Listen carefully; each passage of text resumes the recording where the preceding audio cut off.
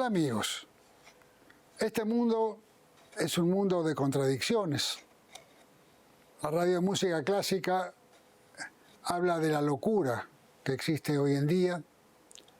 Nosotros vamos a recordar en el programa de hoy a un creador, a un pensador, a un caricaturista que reflejó a través de sus personajes y básicamente de niños inteligentes y pensantes y preguntones, mostró un mundo que a nosotros nos gustaría ver.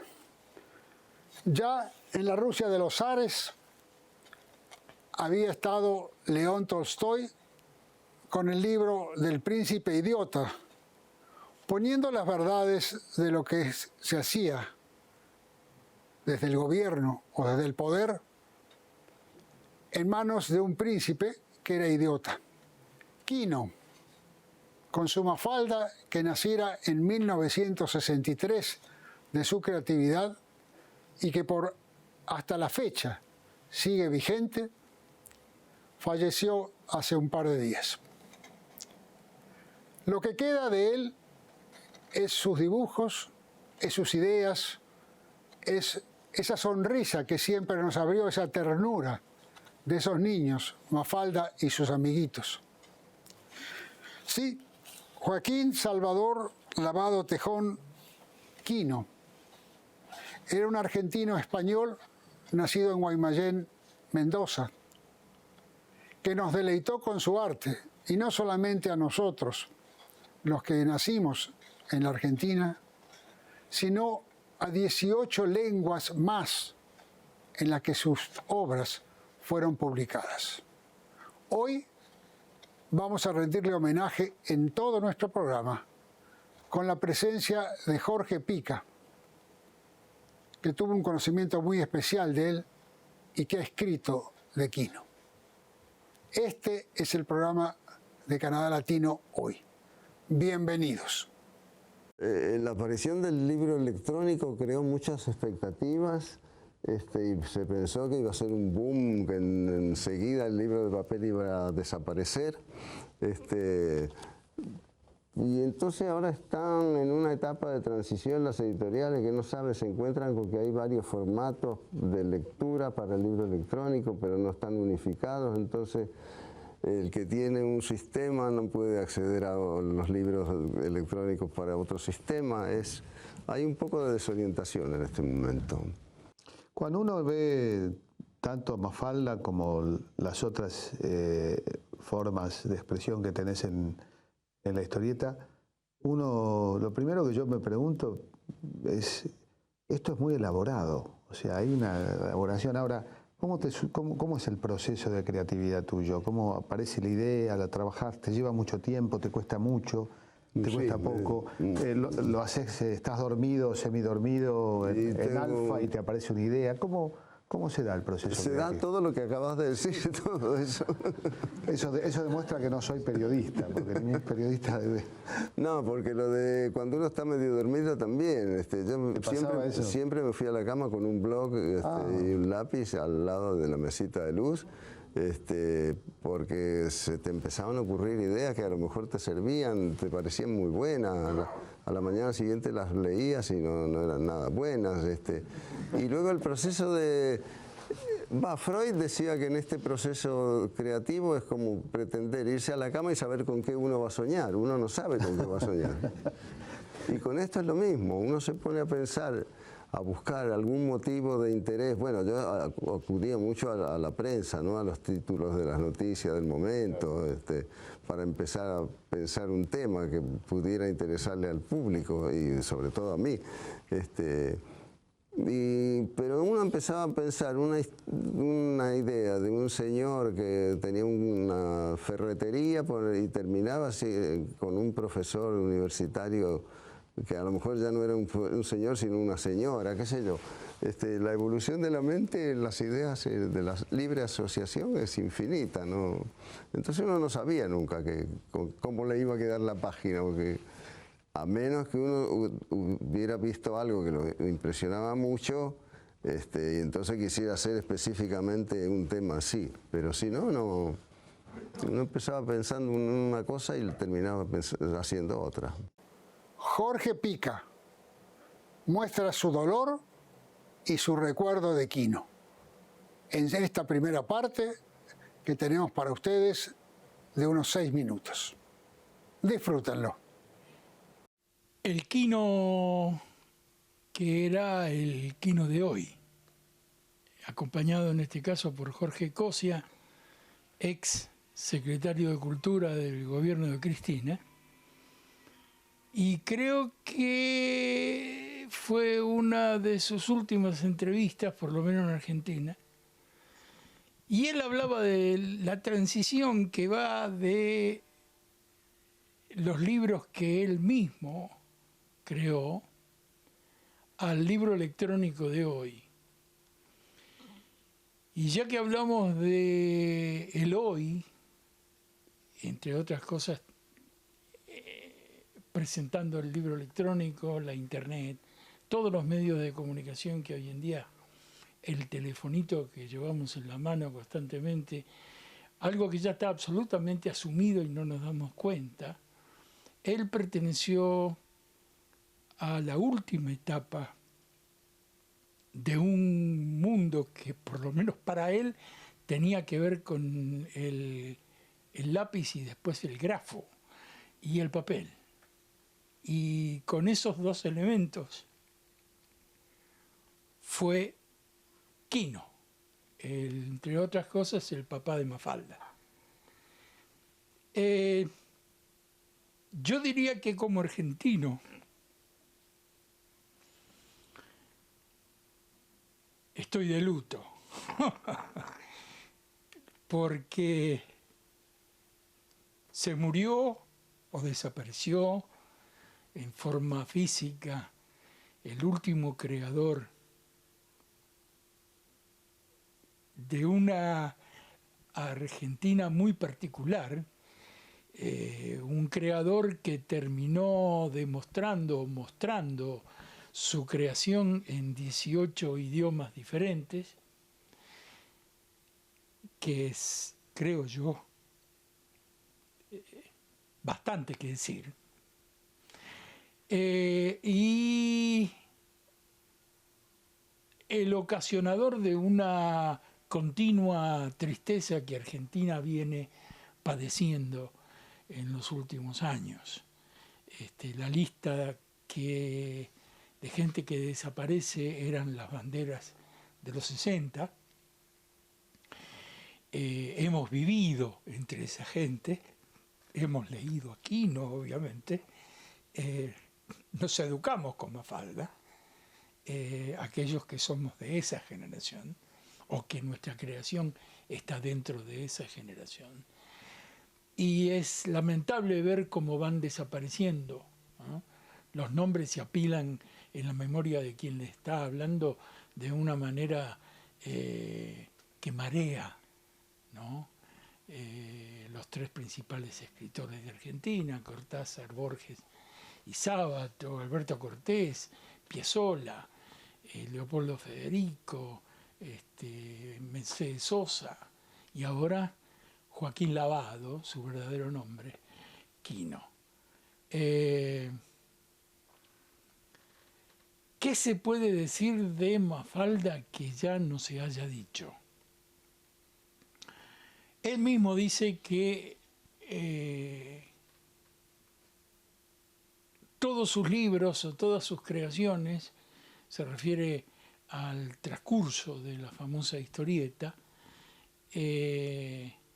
sirvió inclusive para educarse, ¿no?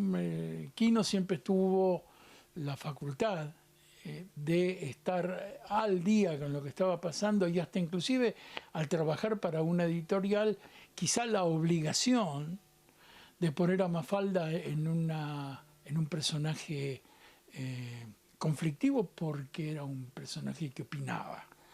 En un momento donde en la Argentina era una de las causas que podría, valga la la redundancia, causarte graves problemas y hasta perder la vida. Mafalda fue aplaudida en muchísimos lados del mundo, fue prohibida en España de Franco, fue prohibida en el Chile de Pinochet, y en la Argentina, paradojalmente, era más prohibidos los chistes unitarios de Quino que el propio personaje. Yo pienso que la brutalidad de las dictaduras que padeció Argentina no tenían siquiera la capacidad de entender que detrás de esa inocente contestación del hermanito de Mafalda había escondido una bomba. Y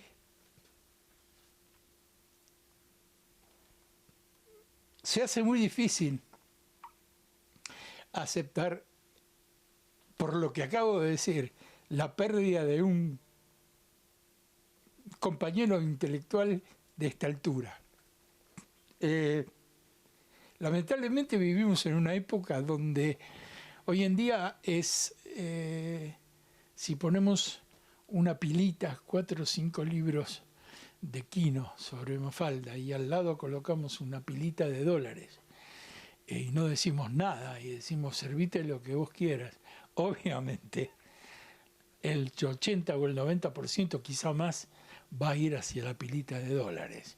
Eso es una metáfora muy representativa de lo que estamos viviendo y la desgracia de perder a toda esta gente que de alguna manera mantenía vivo la esperanza, especialmente héroes de la cultura popular. Con la música del grande Astor Piazzolla, mostramos algunos de los libros que publicó Quino.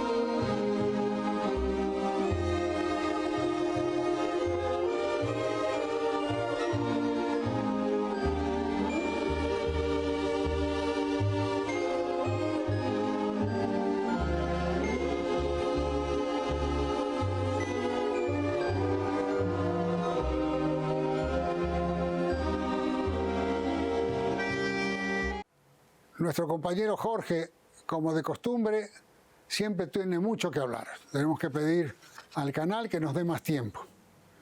Pero esta es la parte final, con 9 minutos más sobre Quino y sus creaciones. Nos vemos dentro de una semana y espero que este programa les haya sido de agrado, de tranquilidad. Hasta la próxima.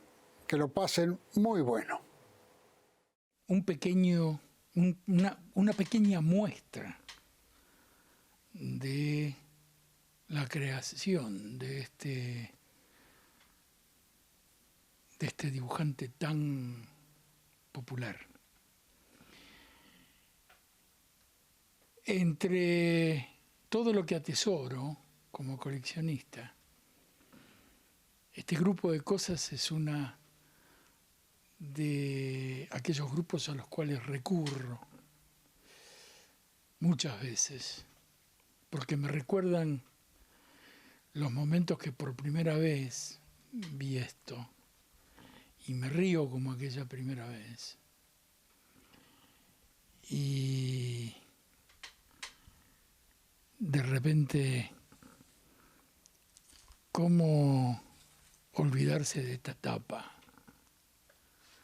en un país que siempre prácticamente se la pasó extrañando a esa multitud, hasta que se hizo realidad? Y nosotros fuimos testigos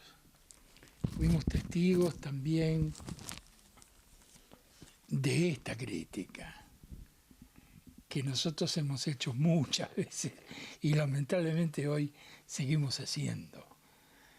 Sin embargo, todavía vale la pena vivir en este mundo que en este momento quizás se encuentre de esta manera. Esto sirve para demostrar la vigencia de este creador, que desapareció físicamente, pero mientras exista esto que está acá, va a vivir entre nosotros y va a seguir viviendo entre nosotros en la medida en que nosotros, que fuimos los primeros testigos de esto, seamos capaces de llevar este mensaje a nuestros hijos o nuestros nietos.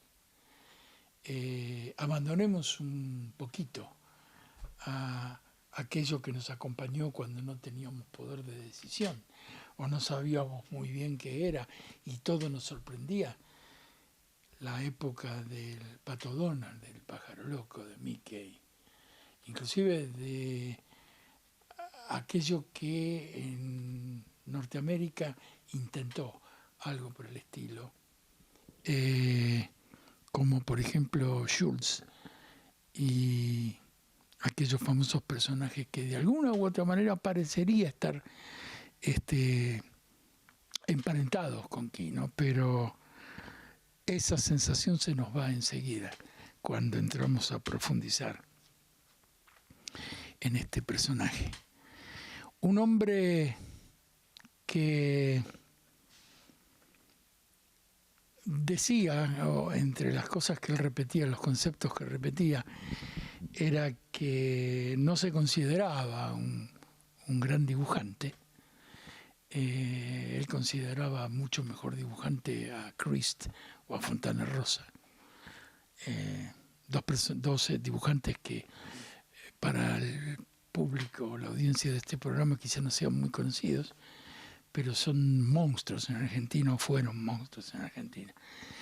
Y él decía que después que Picasso se dedicó prácticamente toda su carrera en destrozar la figura humana, no sé hasta qué punto era necesario estudiar bajo los cánones del Renacimiento y fundamentalmente de Leonardo da Vinci y de Miguel Ángel. Y él decía que cuando tuvo la suficiente edad como adulto se dio cuenta de qué error que fue eso la primera vez que intentó dibujar a un ser humano con los cánones justamente renacentistas. Y él dice que se pasó 3 días sin saber cómo solucionar el diseño de una cancha de fútbol vista desde afuera. Es decir, nunca se me ocurrió ver un libro de ingeniería civil para ver cómo se dibuja un puente. Sin embargo, cuando lo vemos en esas páginas de humor, es perfecto. O sea, todo lo hizo prácticamente de adulto. De chiquito, él dice que, como todo niño, empezó a dibujar hasta llegar... no creo que haya un dibujante adulto que no haya empezado a dibujar de muy niño. Inclusive lo interesante también, un concepto, es el parentesco que él ve entre un creador cinematográfico y un creador de historietas. Visto desde otro ángulo, las dos creaciones nos sirvieron a nosotros, por lo menos en Argentina, para tener una ventana al mundo. Y tanto la historieta clásica, la historieta creativa, moderna, la historieta en pase de comedia, o la historieta seria, o la misteriosa, o aquella especulativa con respecto a qué va a pasar en el futuro. Y todo esto emparentado con el cine o viceversa. Muchos hemos aprendido muchas cosas, siendo testigos en una sala oscura de cine o bajo un árbol en verano comiendo los duraznos que caen de arriba y leyendo este tipo de cuestiones. Quino tiene mucho que ver con este paisaje que acabo de describir. Decía al principio de este programa que la desaparición física de él significa una pérdida enorme y un hueco que queda de tantos huecos que quedan en la vida y que no los podemos llenar con alguien que tiene la pretensión de suplantar a estos personajes que desaparecen de nuestra vida. Siempre existe la capacidad esperanzadora, digamos, de pensar que esto que yo viví de adolescente, y mi colega detrás de cámara igual, se vuelve a repetir.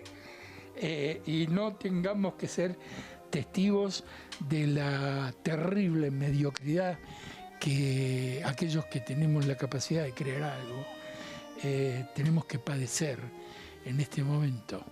El creer y hasta convencerse que el capital o la posesión de una mediana o enorme fortuna es más importante que todo lo que contiene este libro. Y lo que emana de un bandoneón como el de Piazzolla, o las especulaciones sobre la modernidad de un Ernesto Sábato. La capacidad de creación y de especulación filosófica de un Borges y tantos otros. De cualquier manera, esto está acá, como en la casa de mucha gente que yo conozco, va a servir como referencia.